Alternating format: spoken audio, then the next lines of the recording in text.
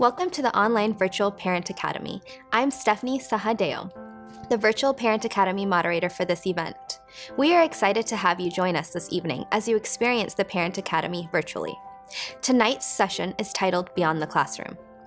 OCPS Parent Academy is a district-wide initiative designed to enhance student achievement through the support of community and family involvement.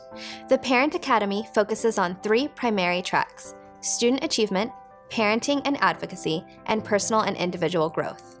The Parent Academy provides a wide range of information, enabling parents to make informed decisions about their child's educational journey.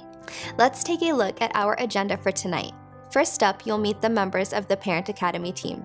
I would like to take a moment to say welcome and thank you to the host sites throughout Orange County that have opened their doors tonight to invite families in to view this event.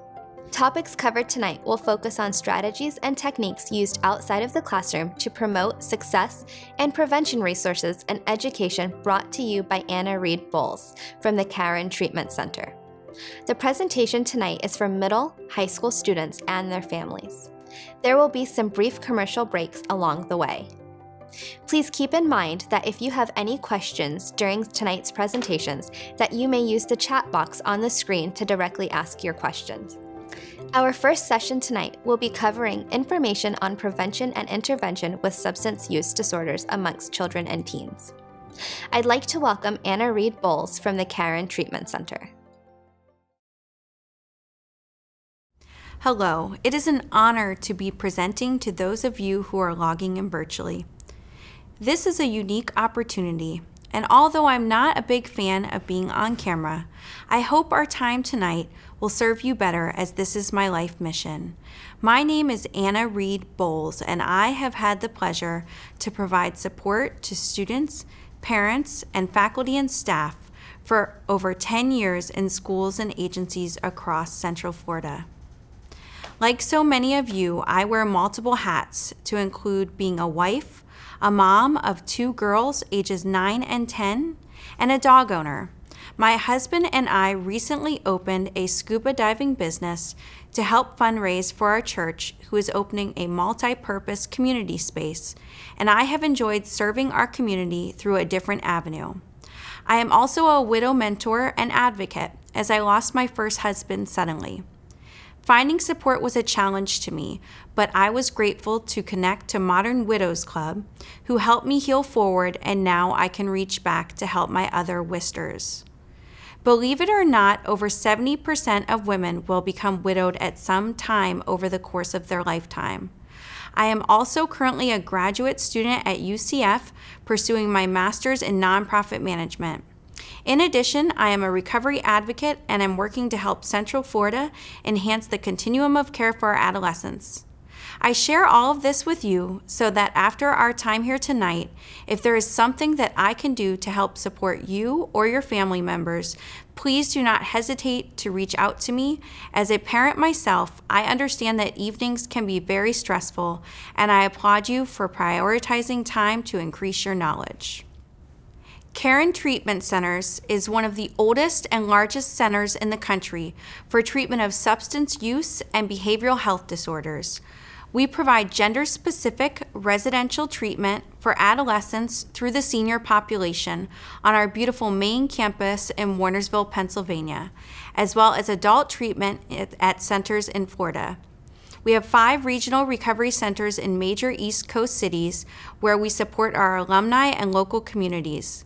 Caron very much believes in treating the whole person and educating family members about the disease of addiction. Caron's student assistance programs are one of the largest departments at Caron. This is the department that I am blessed to be a part of over the last 9 years. We employ approximately 60 staff across the East Coast who focus on the important job of prevention and intervention with substance use disorders. Effective prevention and early intervention requires schools, parents, teens, and the community working together for a common purpose. We are thrilled that you have taken the time to be here tonight. The goal tonight is not to tell you how to raise your child. You are the expert on your child. The goal, however, is to share some information that research has shown may reduce the likelihood that your child will get involved in risky behaviors like abuse of drugs and alcohol. Our objectives during this presentation are to help each of you understand how your child's experience may be different from your own, provide current drug trends that our youth may be exposed to, provide a brief explanation of the adolescent brain development, and provide resources to help each family identify key risk and protective factors to assist parents and guardians with tips to prevent or intervene with substance use. Think back to when you were 14 or 15 years old. What was the music like? I grew up listening to oldies. How about technology when you were 14 or 15? I look back on my time in college in 2000 and I did not even have a computer.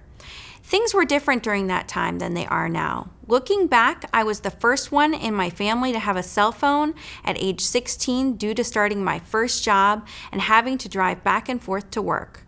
Now you cannot walk onto a high school campus and find an adolescent without a smartphone, which is really like a small computer.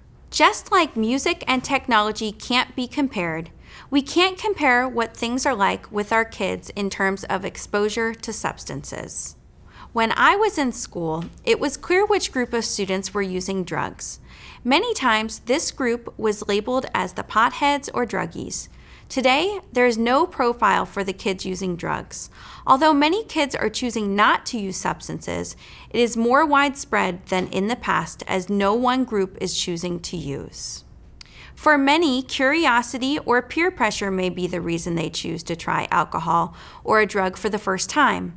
When I decided to reduce the amount of coffee I drank, I think my husband considered staying at a hotel for a few weeks. Drugs serve purposes, and caffeine is one of those that helps pick us up. As adolescents learn how drugs change them or their interpretation of the world around them, this can also have an impact on their behavior. Some questions to contemplate. What might a shy girl learn when she has her first drink? How about a teen with ADHD when they use marijuana? What might a girl who is concerned with her weight learn if she smokes cigarettes?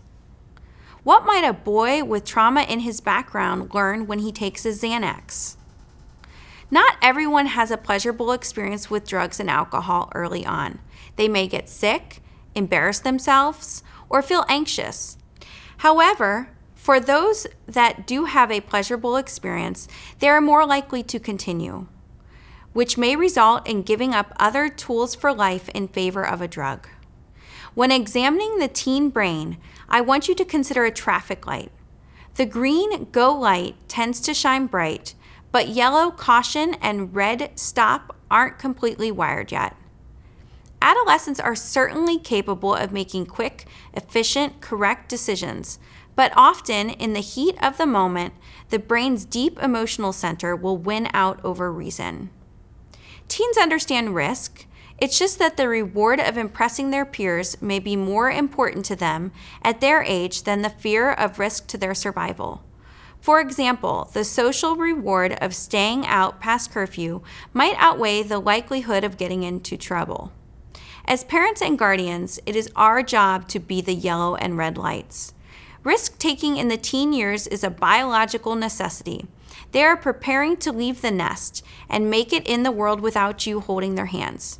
It is healthy for them to begin to pull away from you, have their own strong opinions, and make their own decisions.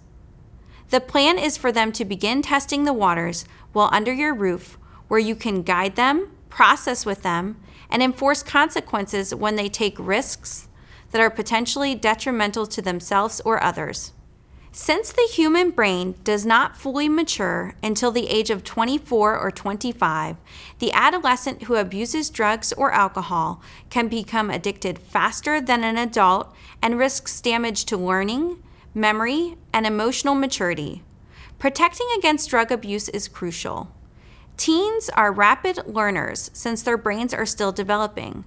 Addiction is related to learning and memory. Teens may be able to pick up a language faster than an adult, but they can also develop dangerous habits more easily too. They can get addicted faster, longer, and stronger.